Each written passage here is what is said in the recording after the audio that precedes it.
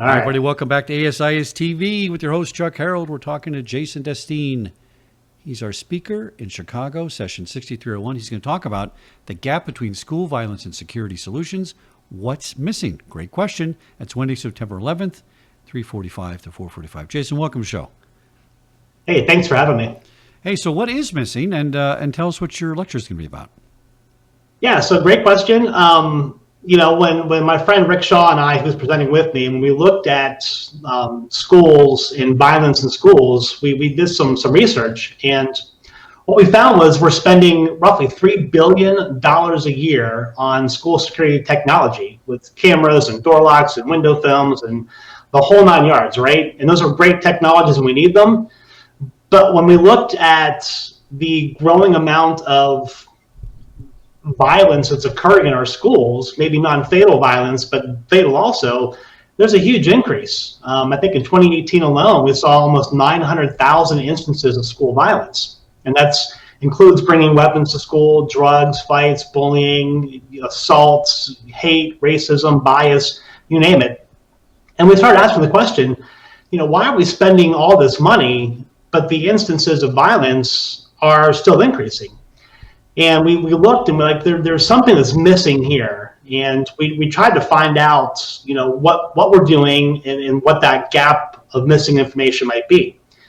And so when we looked at it, we were like, all these schools are making these decisions to buy certain technologies, but they're not basing it on really solid data or information. And talking to schools, it's evident that they're not collecting the right amount of right information out there, the right data, the right amount of data, and it's not being analyzed properly. So this session that Rick and I are doing is really about how do we identify the right data, how do we collect it better, how do we analyze it, and how do we make more informed decisions to intervene or to prevent elevated acts of violence. And that's kind of what this whole thing is about. And we're just doing our best that we can to help prevent violence from occurring in schools. So let's take violence in schools. Let's carve that out as a subset of violence in society. What's the correlation? Are we seeing the same rise, exponential rise, proportionately in general society and general things? Or is school a specific problem?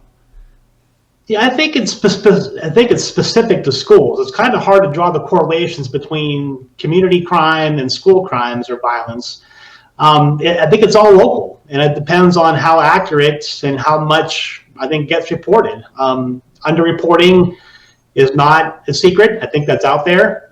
So I think it's hard to draw the lines between is it increasing in society and in schools, or is it decreasing here and increasing? I think it's a hard correlation.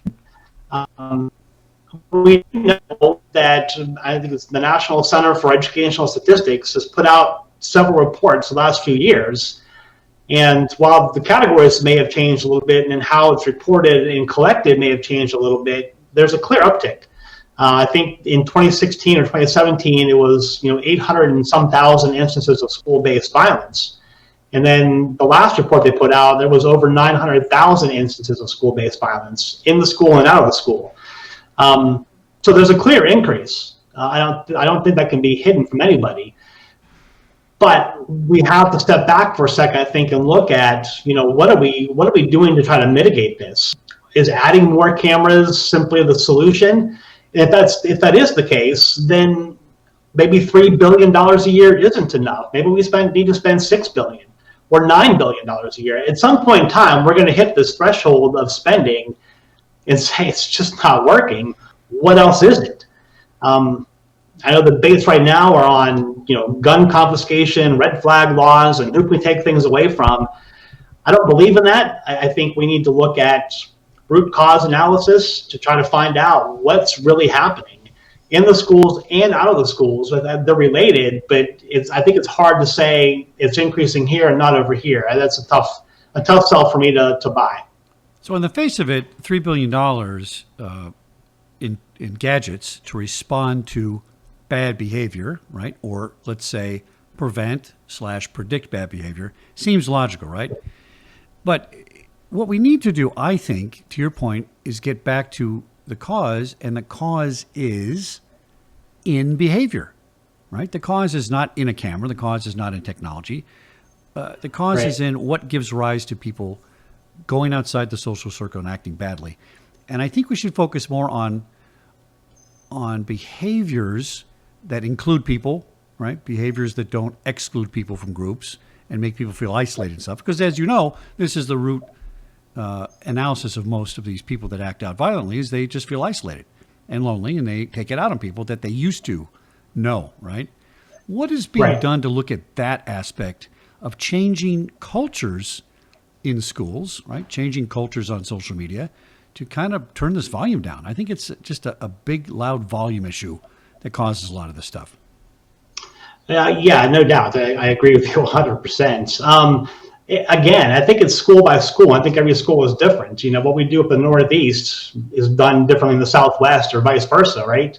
When I talk to schools, they do a great job of recording an incident, but they kind of stop there, right? And when you stop to think about how disconnected the effort is sometimes to investigate how bad something might be, that's the process. I think, the one question I ask people is where everybody wants prevention. But when you step back and say, well, where does prevention fail? You get that blank look on their face like, well, I really don't know where prevention fails. I just want it.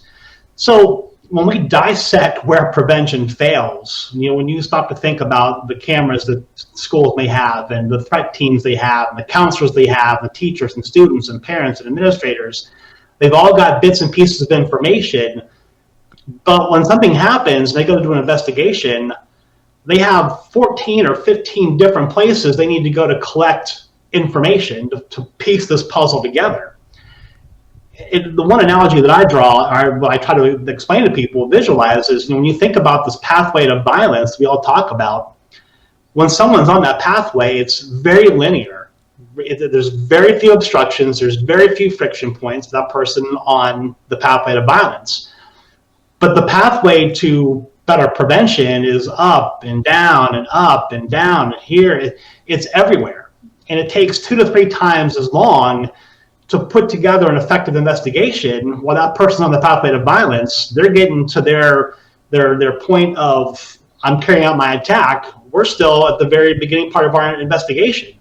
So the behaviors and characteristics, for me, are more important than trying to identify that one person. If we can look at the entire picture of characteristics in a school and all the categories that feed into the elevated acts of violence, we will make so much more progress in real prevention and intervention, because we'll have streamlined the process to find this information out, and we'll be almost parallel to that pathway to violence that that person's on, so we can intervene and prevent more effectively and efficiently than we are today. That is brilliant. I can't even say it brilliantly and succinctly said, because in any crime, there are several elements of a crime, right? If you can rob a store, I got to have intent. I got to have a weapon. I got to scare somebody. And if you can intervene in any of those points of a crime, you stop the crime, right? Right. I think you got the picture right. In a school, if you looked at all behavior and found 6 guys that were bullies that went around the school constantly harassing people, their behavior may be giving rise to somebody that wants to act out violently against them or the school. And so you might not be able to see that guy, identify that shooter, let's say, potential shooter, but you're going to see the behavior that may give rise to it. Sure. Does that make sense? Yeah. I think this is the way to look at it. Look at the whole picture, 30,000 feet, and you'll say, listen, this is a school that encourages including people, or it allows bullying to go on, or whatever it is. And it's not picking on schools, by the way, because this happens everywhere. Sure. But I think that's the secret right there. We got about 30 seconds, so give me a closing. Well, I think that schools, we as consultants, we as providers of solutions, we need to be more focused on the details and doing a deeper dive into what's really happening, so we can close that information gap. We can't keep on spending $6 billion a year or $9 billion, whatever it may be, and see an increase in school violence. We've got to start looking at the information and making better sense of it. Jason Destine, Session 6301, The Gap Between School Violence and Security Solutions, What's Missing. Check them out Wednesday, September 11th, 3:45, 4:45 at GSX Chicago. Jason, always good to speak to you, my friend. We'll see you in Chicago. Thank you so much, Chuck. Appreciate it.